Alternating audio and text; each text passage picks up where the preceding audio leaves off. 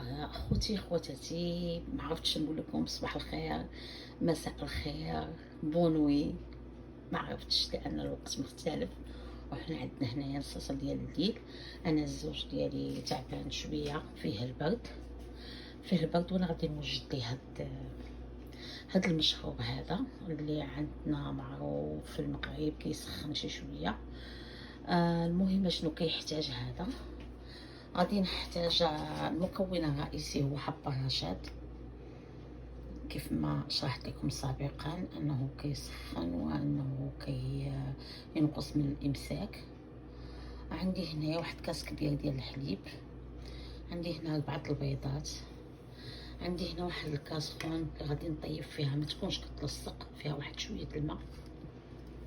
عندي واحد ملعقه صغيره ديال السكينجبير، نص ملعقه ديال الابزار صغيورين، نص ملعقه ديال الملح على حسب الذوق. كيفاش هو اسهل، هو سهل. مهم بالنسبه للناس اللي فيهم البرد خصو يعملها واحد يومين ولا 3 ايام باش ينقص عليه شويه ديال البرد. رغم انه كياخد دواء، كنشد انا هاد حب الرشاد هذا كنفرغو شويه صافي، كنفرغو في هاد الكاسرون. شنو كنزيد معاه؟ كنزيد معاه واحد، شوفوا المعلقه راها غير صغيره، كنزيد معاه واحد المعلقه صغيره ديال السكنجبير. كناخد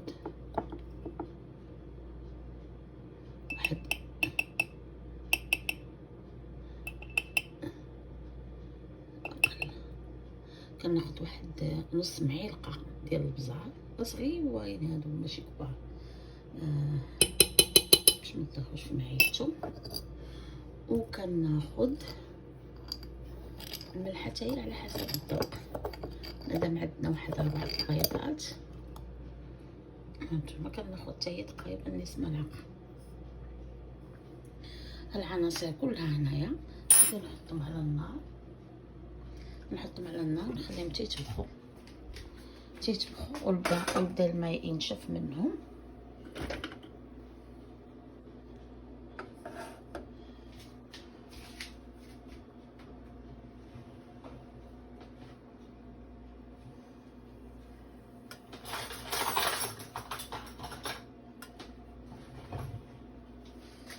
ونخليهم تيطبخوا مزيان. شوفوا هذه ملعقه ديال حب الرشاد، شوفوا صافي داك الماء نفرطو مزيان، داك حب الرشاد نفرطو مزيان. ما نخليش معلق لينا في نخليوش معلق في الماء. نفكو مزيان تتولي حبه مع حبه. هو من حد هو كيسخن هو كيتفتت.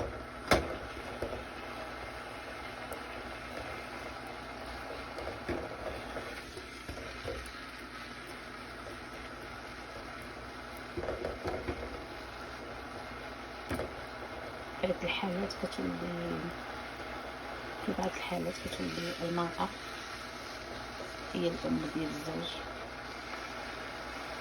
هي اللي حداه، هي اللي كتعرف شنو كيظهر وشنو كيفرحو.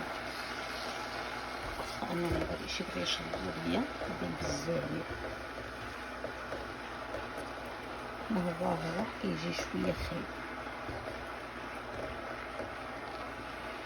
حار تاعنا، ولكن مع الاسف انه مكيبقاش يعمل الفاكسان ديال الفلو. انا عندي المناعه ضعيفه، اول ما كتخرج الفاكسان كنعملها. غادي نخليه بحال هكا حتى ان شاء الله. 'كما كنقول لكم خاص الاسيات ديال ديال المغرفة ولا السباتيل ولا الملعقة اللي كتحركي بها ديما تكون تحت منها صحن ولا شي حاجة خاصة بها باش ميكونش داك البلون ديال الخدمة. صافي غادي نخليها تطيح ونقص عليها شوية الماء. ها الدجاجة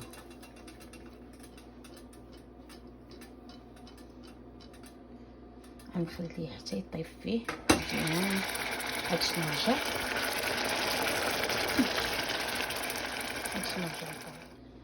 بعد ما سخن ليا هذاك الحليب اللي فرغته فوق حبة رشاد، غادي نصب فوق منه هاد 4 البيضات ونخليهم ما نحركهم والو حتى تدخل معاهم تما السخونيه، عاد باش نقوهم شويه باش يبقاو هكاك مليحين.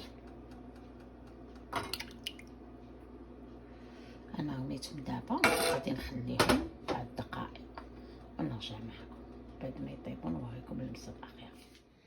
وها هي اللمسه الاخيره ديال هاد حبه رشاد البيض. ها هو جا زوين. انا غادي نديه ليه دابا ياكلو في الفراش ان شاء الله باش الله يشافيه ويعافيه ان شاء الله يا سيدي ربي. وهو اللي تشرط عليا باش نطيب ليه الكرعين، باش نطيب ليه الكرعين، لانني انا ما كناكلش بزاف. اول حاجه قبل ما كنبدا نطيب كنقول ليه فكر معايا، لان عرفت المراه يوميا كطيب، يعني خاص اللي يعاونها في المنيو اشنو غادي طيب باش تسهل عليها المأموريه. وهانتوما معايا، ونتمنى لكم الصحة والسلامة إن شاء الله. واللي مريض الله يشافيه ويعافيه، واللي عندها سي جوز ولا اللي عنده سي زوجة يتهلا فيهم، لأن أجرهم